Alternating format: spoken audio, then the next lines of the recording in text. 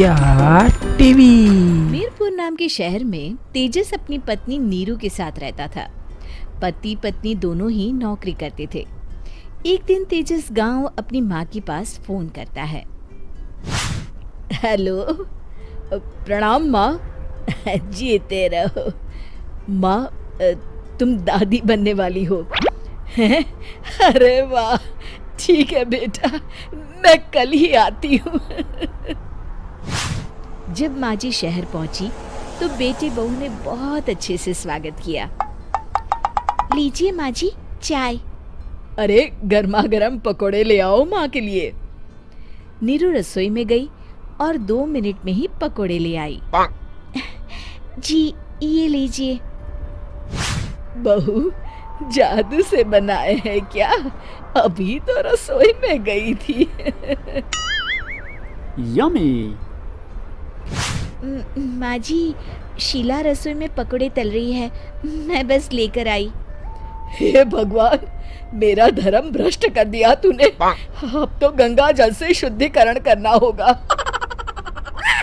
दूसरे दिन, माँ जी मैंने नाश्ता बना दिया है, ऑफिस जा रही हूँ। पर अभी तो घर का सारा काम पड़ा है। शीला आती ही होगी, झाड़ू पोछा बर्तन कपड़े वो सब कर लेगी। हमारे जमाने में घर का सारा काम हम ही करते थे। जी माँ जी, आप बहुत होशियार हैं, मैं घर ऑफिस दोनों नहीं संभाल पाती। तो जरूरत क्या है घर से बाहर जाकर चाकरी करने की? वैसे भी घर का काम खुद करने से घर में बरकत आती है, समझी? पर माँ जी। पर वर कुछ नहीं, इस महीने की पगार मिले फिर ऑफिस बंद है। हाँ। रात को नीरू तेजस से कहती है, सुनिए जी, माँ जी बोल रही थी कि मैं नौकरी छोड़ दूं। वैसे ठीक ही तो है, अभी तुम्हें आराम की जरूरत है। फिर भी आराम कहाँ, शीला को छुड़ाने के लिए बोल रही थी। तो अब 24 घंटे में इतना काम तो कर ही सकती हो। पर जॉब पसंद है मुझे, घर पर मन नहीं लगेगा। अगले दिन जब दोनों ऑफिस के लिए निकल रहे थे, मेरी तो कोई कीमत ही नहीं है इस घर में। माँ जी, आजकल महंगाई बहुत है, रहन सहन भी बदल गया है, दोनों नौकरी करते हैं तभी ठीक रहता है। अच्छा, तू कहना क्या चाहती है? मेरा बेटा तुझे बिठा के खिला नहीं सकता? तू ही इस घर का खर्च चला रही है, हैं? नहीं माँ जी, मेरा वो मतलब नहीं था। मतलब खूब समझती हूँ, ये बाल धूप में सफेद नहीं किए मैंने। हाँ। अब तो ये रोज का काम हो गया था। तेजस भी रोज की झिकझिक से परेशान हो गया था। एक दिन उसने कहा, नीरू, वैसे भी तुम्हें मैटरनिटी लीव मिलने वाली है, तो अभी से ही छुट्टी ले लो। पर क्या, मेरी सैलरी अच्छी खासी है। आखिर नीरू ने रिजाइन कर दिया। जब बच्चा हुआ तो घर में सब बहुत खुश हुए। कुछ दिनों बाद तेजस फाइल देख रहा था। क्या हुआ तेजस, कुछ परेशान लग रहे हो? हाँ, वो हमारी जितनी सेविंग्स थी वो तो हॉस्पिटल में और छठी के फंक्शन में खत्म हो गई है नीरू।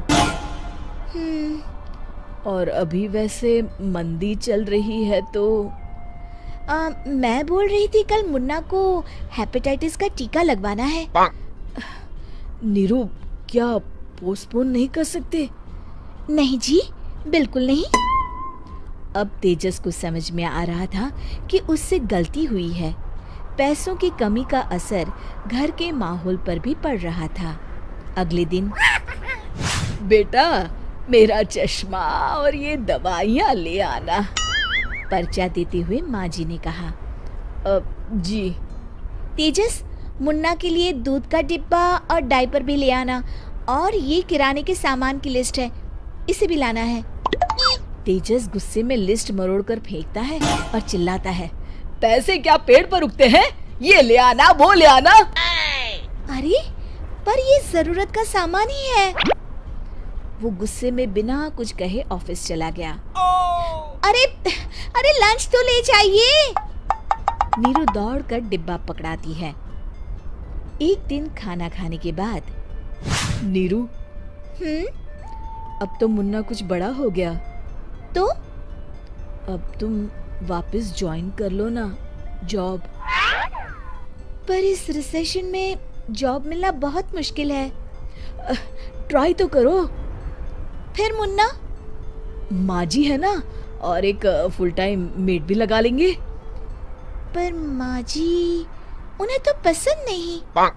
तभी माँ जी वहाँ आ जाती है और प्यार से नीरू के सर पर हाथ फेरते हुए बोलती है, अब मेरी समझ में आ गया बहू, पहले के और अब के समय में अंतर है। तुम काम शुरू करो, मुन्ना की जिम्मेदारी मेरी। मेरी प्यारी माँ जी। ये कहकर नीरू उनके गले लग गई। शिक्षा, परिवर्तन संसार का नियम है, हमें भी समय के साथ चलना चाहिए। उम्मीद है कि आपको हमारी ये कहानी पसंद आई होगी। कृपया हमारे चैनल को सब्सक्राइब करें और सभी अपडेट्स के लिए बेल आइकन जरूर क्लिक करें। और हाँ, वीडियो लाइक और शेयर करना मत भूलिएगा। Bye bye.